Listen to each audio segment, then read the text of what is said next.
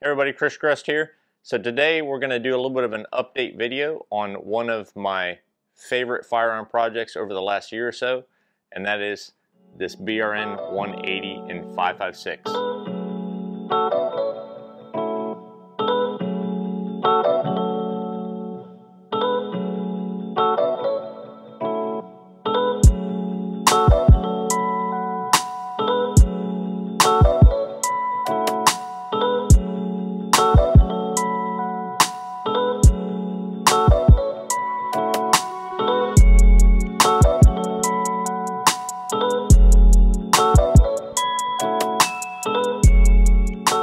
Okay, so I felt it was time to do a little bit of an update video on this BRN 180 project that I worked on. This one here is in the 223 Wild or 5.56. It is the shorter 10.5-inch barrel, and I did file a Form 1 to SBR this, so just so y'all can see that it is in fact unloaded and clear.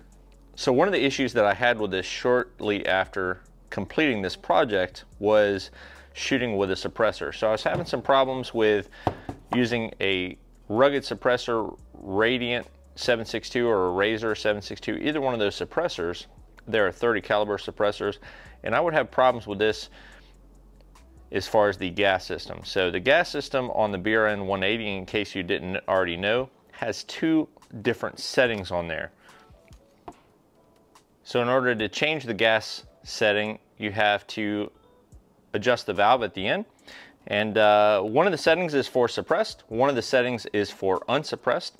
And if I ran the gas setting on the suppressed version, what would happen would be that the bolt most of the time would short stroke and it would not strip a round out of the magazine. Now if I tried running it on the unsuppressed setting, it would actually drive the bolt back because there was so much gas coming in here that it would sometimes lock all the way back. So those were the two issues I had. So neither one of the gas settings would work properly with the gas settings available. So I did reach out to PWS. They were very quick to respond. And what they did was, but they ended up sending me a new piston rod assembly, the piston cup assembly, new springs, and then they sent me new pistons with different gas ports in them. Basically, they went a couple more restrictive settings over the original gas setting, because essentially what was happening with a 30 cal suppressor, too much gas was escaping around the projectile in order to cycle the action fully. So what they did was send me a couple different pistons with different gas sizing on there and a couple different steps. Yeah, so they gave me a .070 and a .073. So currently I'm running the .070, which just is slightly restrictive over the original size. And what they told me about this, either they could give me instructions to drill the holes myself, or they could send me pistons that already had the appropriate holes. So what they told me was the original gas port size for the BRN 180 and 5.56 was designed around a 5.56 suppressor, not a 30 cal. So if you run a 5.56 dedicated can on this, you should have no issues. But if you're running a 30 cal can, even with a 5.56 end cap, you may run into some issues. Now, of course, this is dependent on different suppressors and stuff, so your mileage may vary.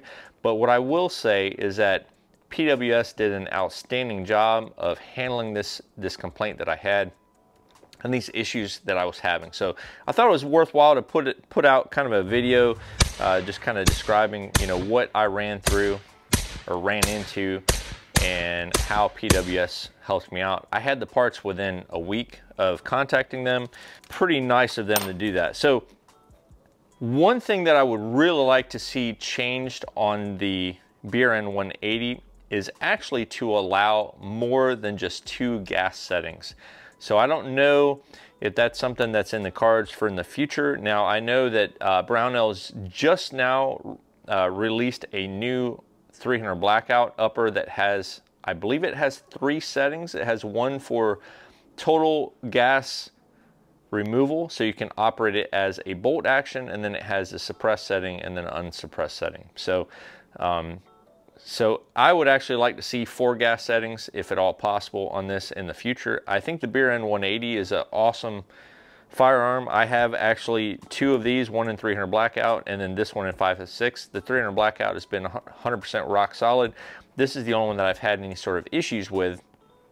And again, it was only when I was running suppressed. Now I do have a dedicated 5.56 can now, so I can run it with the original gas port, but I think what I'm gonna do is just remain with the one I have. A little bit more gas is okay, as long as it's not too much. So again, your mileage may vary. It all depends on what type of suppressor you're running, and ammo could probably also come into play as well.